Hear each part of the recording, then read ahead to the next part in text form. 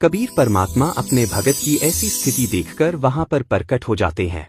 अगर आज इस पत्थर की मूर्ति ने दूध का भोग नहीं लगाया तो मेरा ये भक्त भूखा ही प्राण त्याग देगा। नामदेव जी अपने माता पिता के इकलौते पुत्र थे।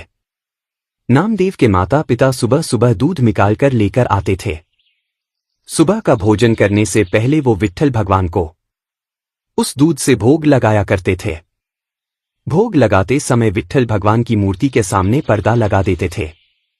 कुछ समय बाद उस दूध को लेकर अपने बाकी सारे खाने में प्रसाद के रूप में मिला लेते थे। बाद में उस भोजन को ग्रहण करते थे। किसी कारणवश नामदेव के माता पिता को घर से बाहर जाना पड़ा। बेटा नामदेव, हमें कुछ दिनों के लिए घर से बाहर जाना पड़ गया है। आप घर पर ही रहना और विट्ठल भगवान को सुबह दूध का भोग लगा देना। बिना दूध का भोग लगाए आप भोजन नहीं करना। पहले भगवान को दूध का भोग लगा देना, बाद में दूध को सभी भोजन में प्रसाद के रूप में मिलाकर भोजन करना। हाँ माँ, मैं नियमित रूप से विट्ठल भगवान को भोग लगा दिया करूँगा।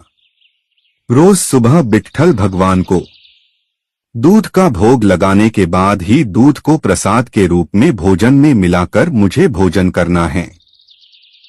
अब मैं पूरी निष्ठा के साथ भगवान को दूध का भोग लगाया करूँगा। अगले दिन नामदेव जी स्नान करके सुबह सुबह विट्ठल भगवान की मूर्ति के सामने दूध को प्रसाद के रूप में रख देते हैं और कहते हैं, विट्ठल भगवान दास का ये दूध का भोग स्वीकार करे, कृपया इस दूध को ग्रहण करे। नामदेव जी सोच रहे थे कि विट्ठल भगवान इस दूध को पिएंगे और तभी उसे भोजन करना है। काफी देर प्रार्थना करने के बाद भी विट्ठल भगवान की मूर्ति दूध नहीं पीती है। मुझे नीच से कोई गलती हुई है, इसीलिए विट्ठल भगवान दूध नहीं पी रहे हैं।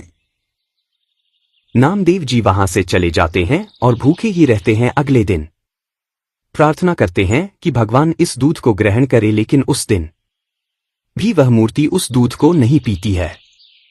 नामदेव जी भी उस दिन भी भूखे रहते हैं और वह भूखे ही सो जाते हैं।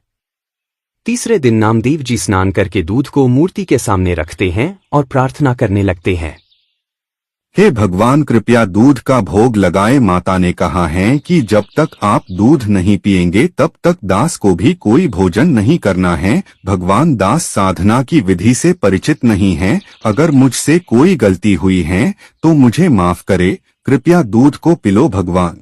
कबीर परमात्मा अपने भगत की ऐसी स्थिति देखकर वहां पर प्रकट हो जाते हैं। अगर आज इस पत्थर की मूर्ति ने